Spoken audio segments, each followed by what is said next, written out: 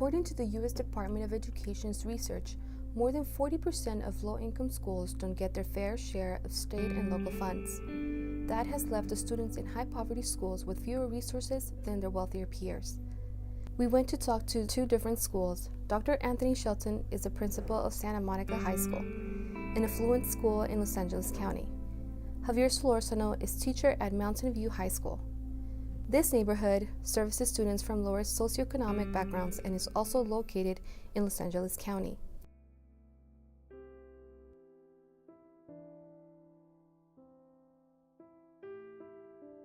Our school has gotten a lot better with the equipment that they have. In the past, whenever you needed any kind of supplies or equipment, it was difficult and it would take a while to get that information. Our school community plays a huge role in providing the finances necessary for our school community to be successful. Scientific calculators, graphing calculators, you had to wait your turn until there was enough money to buy the supplies. We bought like a class set and then we had to wait another year to get another class set because there wasn't enough funding to get enough for all of our students, so it would take a while. We did whatever we could, but yeah, the students did not have access to that technology. So we have an education foundation that many communities don't have that provides about $2.5 million for all of our arts programs, music programs. They put an instrument in the hands of students at the 3rd grade, you know. And if there's a financial issue with a family and they need some tutorials or some lessons, that group and the foundation works to provide that for our students.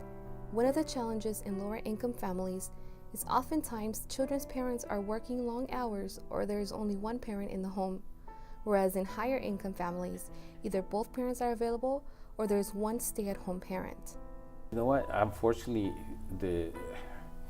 a lot of our parents are not involved in these decisions, or they're not aware of what's going on. Most of the parents are not.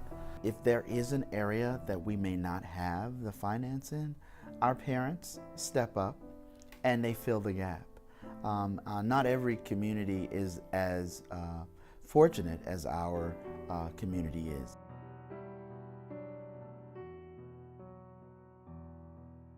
A big problem for our district is that we're a high school district. So there's very little communication between the feeder schools, and a lot of it depends on the high school. A lot of it depends on the principals that are there, because it's not mandated by the district. I am with the two middle school principals every other week. We discuss instruction, we discuss curriculum changes, and I think the outcome and the success and the graduation rate reflects that. So I would say we're doing a pretty good job of that communication. Could we do better? Yes, like always.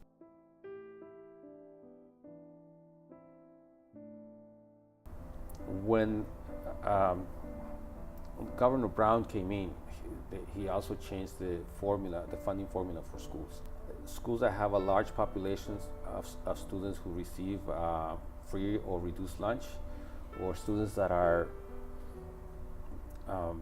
low income, or students that are homeless. So about 95% of our students qualify for that extra funding. All of a sudden we started getting about $15 to $20 million more because of that extra funding. Even after that, we still are below the funding level that all the district will get because of all the support that they get from their parents. Yeah. We have, number one, a supportive parent community. Number two, the school does whatever they can do to make sure that that happens. And then on top of that, the city itself provides some funds for students to make sure that the opportunity is available to them.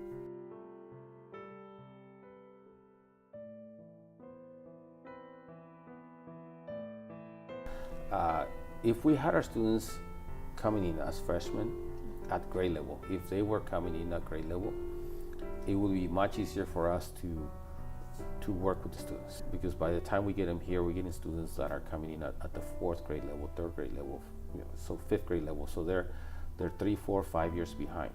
The 2015 UCLA study found that teachers in high poverty schools were more likely to report that instructional time was often lessened due to problems with school facilities, lack of access to technology and libraries, classroom lockdowns, standardized test preparation, teacher absences, and uncertified or insufficiently qualified substitute teachers.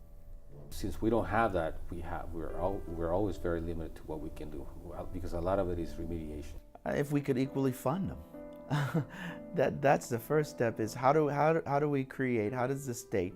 I think we have the 5th largest economy in the world, but yet we are 40-something as a state in education. What's going on as far as what is reflected in the community? Is this a strong community where there are a lot of companies and businesses that are thriving and people want to be, versus a community that may be impoverished?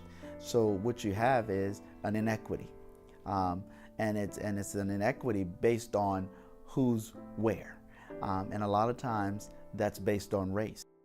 Minority families tend to live in lower-priced homes. Since government-run schools are funded in part through property taxes, already disadvantaged children fall deeper into the hole. In the United States, only 9% of schools funding come from the federal government. Imagine what could our schools do with 11% guaranteed increase. There are many theories about how to fix this problem. We believe equal funding across the board should be a very real possibility. More parent involvement in how the funds are being utilized, and more open, honest conversations about what's really going on.